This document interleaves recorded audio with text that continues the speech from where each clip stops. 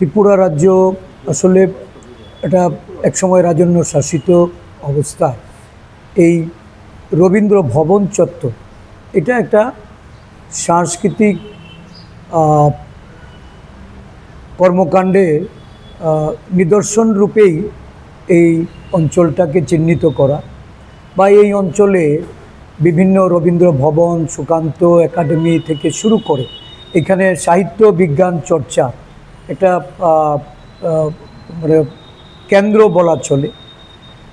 এই অঞ্চলে শিশু উদ্যান থেকে শুরু করে সংস্কৃতিপ্রেমী মানুষ বিনোদনের জন্য এইখানটাতে ভিড় জমায় এবং দেখা যায় যে উইকেন্ডে উজ্জয়ন্ত প্রসাদ যেটা স্টেট মিউজিয়াম করা হয়েছে এই অঞ্চলকে কেন্দ্র করেই সাধারণ মানুষের এখানে একটা জমায়েত হয়।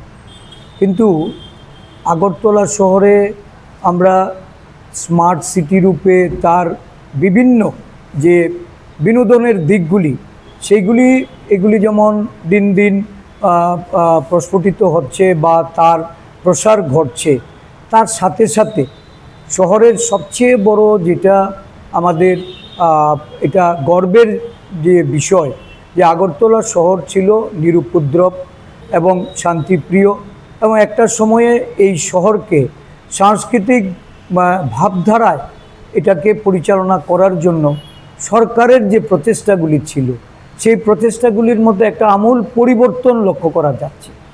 দেখা যাচ্ছে যে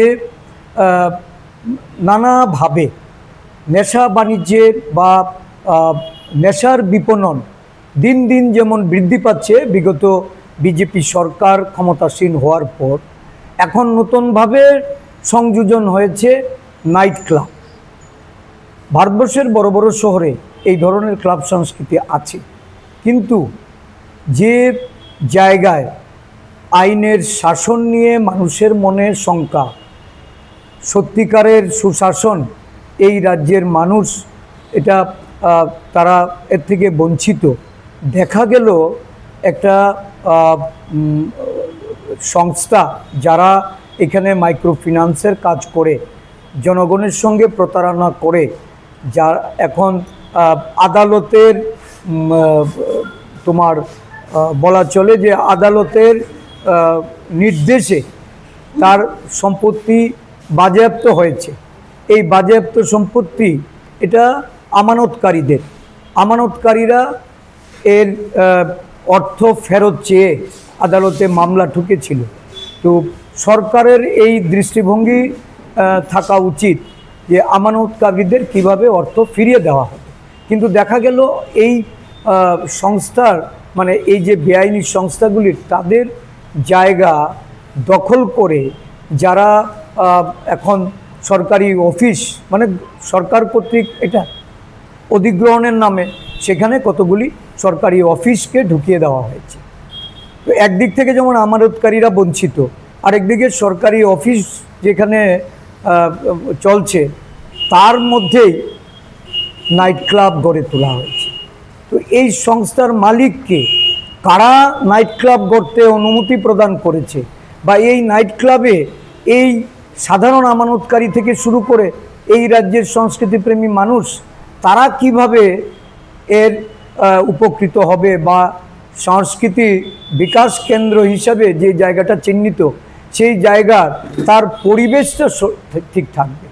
কারণ আমরা লক্ষ্য করেছি গতকালকে যার উদ্বোধন হওয়ার সাথে সাথেই স্বল্প সময়ের মধ্যে সেখানে পুলিশ হস্তক্ষেপ প্রয়োজন হয়ে পড়েছে এবং পুলিশ গিয়ে সেখানে দেখা গেল যে এই উন্মাদনা থেকে নিরস্ত করার জন্য তাদের পদক্ষেপ নিতে হয়েছে। এমনিতেই আগরতলা শহরকে অশান্ত করে রাখা হয়েছে, যত্রতত্র মানে এই নেশা জাতীয় দ্রব্য বিক্রি হচ্ছে, ফরেন লিকারের দোকান খোলা আছে এবং প্রতিটা ফরেন লিকার দোকানের সামনে উৎসবের আকারে দেখা যাচ্ছে মানুষ সেখান থেকে এই তাদের পণ্য তারা বিপণন কেন্দ্রগুলি থেকে তারা নিচ্ছে। তো কন্ট্রোল কোনোটাতেই সরকারের নেই। এটা শুধু সংস্কৃতিকে আজকে বিপন্ন করবে না, এই শহরে এই রাতের অন্ধকারে আরও সমাজ বিরোধী কাজ বা বিভিন্ন অনৈতিক কাজের আরেকটা ক্ষেত্রকে এখানে প্রস্তুত করার সুযোগ করে দেওয়া হচ্ছে। আমরা অবিলম্বে চাই যে এই ধরনের যে কালচার এই শহরে, এই কালচারটাকে যেন সরকার কর্তৃক এটার অনুমোদন না করা হয় এবং এটা এই সাংস্কৃতিক যে যে পরিমণ্ডলটা, এই পরিমণ্ডলটাকে কোনো অবস্থাতেই যাতে ব্যাঘাত না করতে পারে সেই দৃষ্টিভঙ্গি রেখে একটা সরকারি অফিস থেকে এটাকে অন্যত্র সরিয়ে দেয়। শহর থেকে দূর দূরান্তরে যদি এই ধরনের কোনো অ্যাক্টিভিটি করার জন্য কেউ অনুমতি চায়, সরকার সেটা ভেবে দেখতে পারে, কিন্তু কোনো অবস্থাতে এই অঞ্চলটাকে এই নাইট ক্লাবের জন্য বেছে নেওয়া এটা উচিত হয়নি। আমরা তার তীব্র নিন্দা জানাই এবং প্রতিবাদ করছি। অবিলম্বে এটাকে বন্ধ করার জন্য সরকারের কাছে আমাদের দলের তরফ থেকে দাবি।